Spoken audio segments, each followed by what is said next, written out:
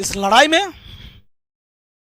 बड़े बड़े नेता हैं ना, जो तुम्हें बैठा रखे। हम एक मुखिया हैं, हम सबसे लड़ेंगे। नमस्कार दोस्त, मैं रंजीत सिंह राणा और मैं आज बात करूंगा बिपिन सर और वैशाली डीएम यशपाल मीणा के ऊपर। मैं आपको बता दूं कि बिपिन सर जो वो मुखिया है वहां का, वो एक पंचायत भवन बनाने के लिए कोशिश कर रहे थे अपने पंचायत में, अपने गांव के बगल में।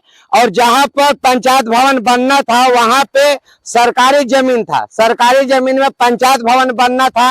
मगर वहां पे पहले जिला पुलिस और जिला के लोग आकर के विजिट किए और उस जमीन को सिलेक्शन किए, वहां पे पंचायत भवन बन रहा था।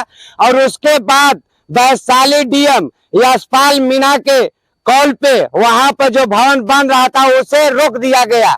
और खबर पता चला है कि वहां पे कुछ पहले से लोग रहते थे और वहां पे बहुत ज्यादा जमीन था। जो जमीन है वहां पे वो इस टाइप का था, इस तरह का रोड था और रोड के बगल में जमीन था जो बहुत ज्यादा जमीन था।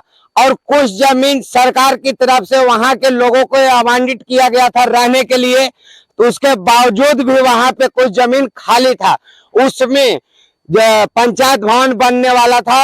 मगर वहां पे जब पंचायत भवन का कार्य स्टार्ट हुआ उसके बाद यशपाल मीणा के पास कॉल जाता है और वो वहां पे पंचायत भवन को रोकवाते हैं।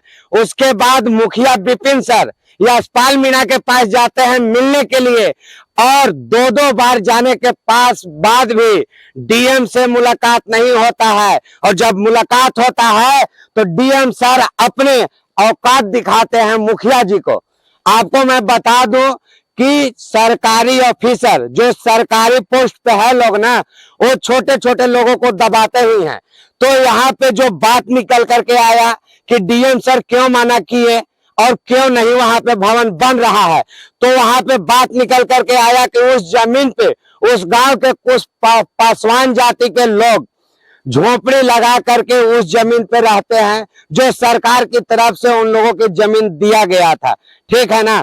तो उस जमीन पे उन लोग रह रहा था, उसके बावजूद भी वहां पे कुछ जमीन खाली था।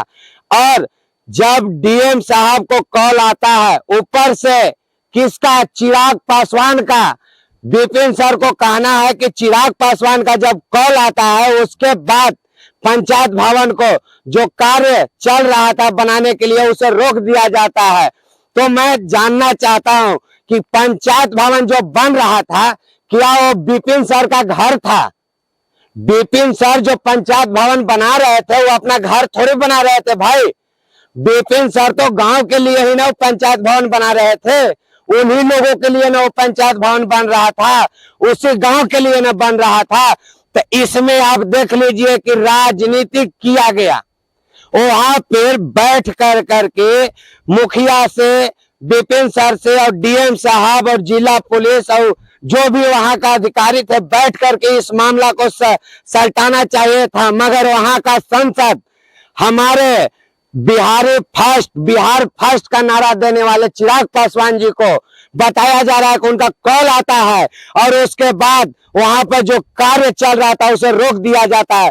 तो आप लोग बताइए, जनता लोग बताइए कि जो वहां पे भवन बन रहा था, जो सरकारी भवन बन रहा था, उस जनता के लिए बन रहा था, उस गांव के लिए बन रहा था। मगर ये डीएम साहब यशपाल मीणा साहब जो है ना, इनका तो मतलब पोस्ट मिला कि जनता को दबाना, घूसखोरी चालू।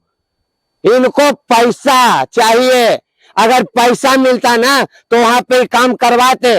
मगर पैसा नहीं देने की वजह से और बड़े नेता की दबाव की वजह से यशपाल साहब ने वहां पे काम को रोकवाया। और चिराग पासवान ने इस चलते रोकवाया कि हमारे जात का लोगों का यहाँ पे घर था और हम यहाँ पे अगर राजनीति करेंगे तो वैशाली में हमारा आगे का जो चुनावी मुद्दा है, जो राजनीतिक है, वो और चमकेगा। तो मैं बताना चाहता हूं जनता को कि ऐसे ऐसे नेता जो जातिवाद राजनीतिक करने वाला नेता जो है ना, ये बिहार को खोखला करके रख दिए हैं दोस्त। ऐसे ऐसे नेता, ऐसे ऐसे डीएम, ऐसे ऐसे पब्लिक का नौकर जो आईएएस ऑफिसर है ना, जो डीएम एसपी हैं, वो हमारे आपके नौकर हैं। ऐसे ऐसे नौकर जो है ना, ऐसे ऐसे नेता के चक्कर में पड़ करके जनता पे अति दबाव डला बनाते हैं। तो आप लोग बताइए कि इस मुद्दा को राजनीतिक मुद्दा दिया गया है, क्या इस पे राजनीतिक होना चाहिए था या नहीं? आप लोग कमेंट बॉक्स में बताएं लिख करके। जय हिंद, जय भारत।